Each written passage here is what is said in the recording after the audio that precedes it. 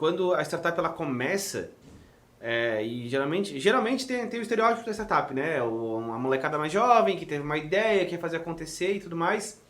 Só que isso tudo é muito novo, fazer o cálculo da valorização da empresa, entender onde angariar capitais, onde procurar uma mentoria, como chegar até uma venture, para que essa venture ajude a acelerar, que seja procurando capital, seja dando mentoria. Como é que funciona esse processo inicial da startup com a aceleradora? Vamos lá.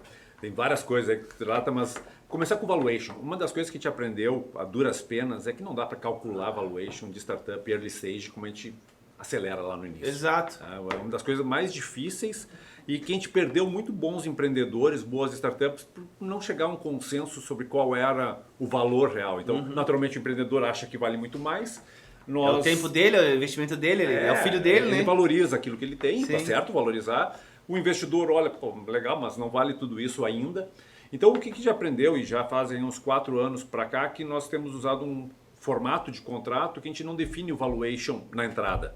A gente coloca uma fórmula dentro do contrato que o valuation vai ser definido numa próxima rodada de investimento. Então, normalmente temos aí combinado 3 anos para a startup fazer uma nova captação e naquela captação, daí normalmente já tem mais condições de calcular em consideração as variáveis que são aplicadas. E a partir então daquele valuation da próxima rodada, definimos a nossa participação. Então, várias das nossas startups já têm um valuation confirmado, digamos assim, e várias rodadas de investimento.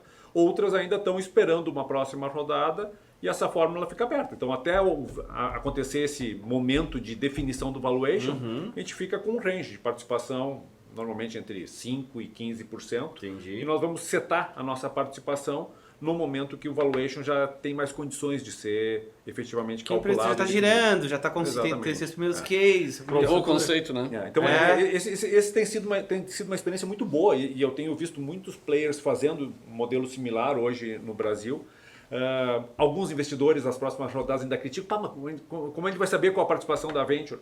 Bom, é assim, então o range entre aqui sim. então funciona, tem funcionado e muitos estão se espelhando e fazendo modelos parecidos. E a grande vantagem com isso, a gente consegue buscar aqueles empreendedores melhores. Então, nos últimos anos, a gente nota aí que aquelas startups bacanas, bons empreendedores, eles já não ficam, pô, legal, então quer dizer que a gente vai ganhar junto. Então, se eu crescer bastante, o meu valuation crescer bastante, a participação da venture vai ser menor, legal. E fica bom para todo mundo. Então, isso tem funcionado bem. Voltando à tua primeira pergunta, né, como é que a gente chega nesse processo? Aí é uma coisa, né, Robson, a gente tem conversado nas reuniões do conselho que mudou muito, está mudando muito, principalmente nesses 2 últimos anos. No início, a gente podia se dar o luxo de abrir uma chamada, ficar meio ano avaliando as startups, apertando e escolhendo realmente... Validando, né? Validando, testando. E a gente continua fazendo isso, só que hoje a gente tem que ser muito mais rápido, né? Então, acho que essa mudança que aconteceu aí, principalmente no último ano, 1 ano e meio, né, tem dinheiro sobrando no mercado. E os bons empreendedores, as boas startups, conseguem esse recurso rapidamente. Às vezes até num valuation fora da realidade. Porque como tem excesso de dinheiro... Vai virando bolha, né? Vai virando bolha.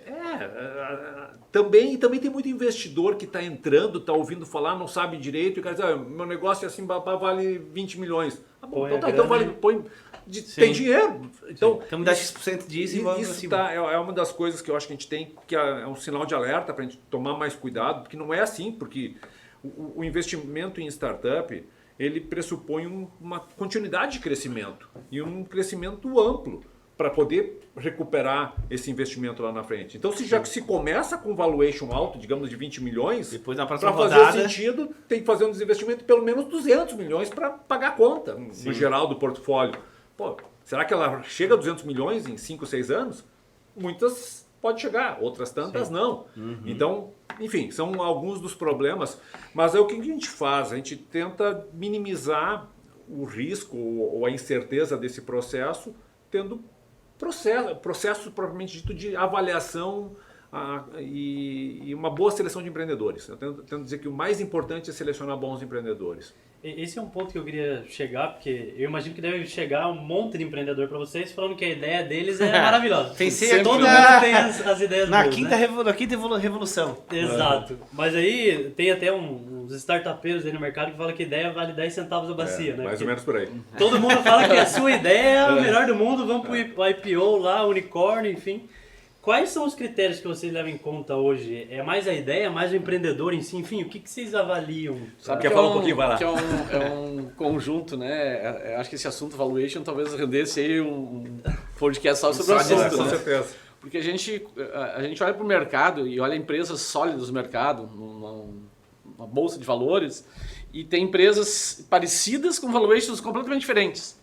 Né? E modelos de negócio consolidado, né? Que tem um mercado, que tem um produto real, cliente real, tá acontecendo, e o valor, não há consenso. Imagina uma startup que é como se fosse uma bacia de ideias, né? Tem um monte de ideia e todo mundo acha que sua ideia é maravilhosa e tal. Então, assim, os critérios que são adotados, ele é muito relacionado ao conjunto, né? Se o time, né, tem realmente condições de educar aquela ideia, se aquela ideia realmente tem capacidade de ser exponencial, né, e se está validada. Então, quando começa a ter esses critérios, e por isso que a aceleradora é importante, às vezes, porque o empreendedor, às vezes, é muito técnico, às vezes vem só PowerPoint, né, às vezes ele não tem... tem um bom time, mas não tem uma boa ideia. Às vezes tem uma boa ideia, não tem um bom time. Então esse conjunto todo é o papel exatamente da aceleradora. Às vezes até juntar, né? Cara, aqui tem um time, aqui tem uma ideia. Vamos encaixar isso aqui, né? Não é fácil, mas a gente tenta. Não, nada é fácil, né? E aí que entra nessa questão do valuation. Então, né? De quando a gente consegue fazer uma coisa variada. Cara, tu acha que tu vai ter 1.000 clientes em um ano? Legal, então tá. Então se tiver 1.000 clientes de um ano vale tanto. Se não tiver, não vale.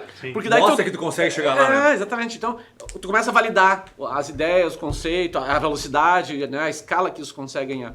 E eu acho que esse é o cenário que deve se estabelecer aí, porque realmente tem coisas hoje que estão fora da casinha, né? E tem coisas subvalorizadas. Então não tem às vezes tem PowerPoint que vale mais do que uma ideia concreta que está ali rodando, já tem cliente. Então não tem uma forma mágica ainda, né? Mas eu acho que esse caminho que a gente trilhou e desenvolveu e dentro da Venture, ela é um caminho que vai ser mais justo para todas as partes aí. Deixa eu só complementar a fala do Robson, é isso aí mesmo, mas eu acho que tem uma coisa que eu falei rapidamente antes na minha fala final.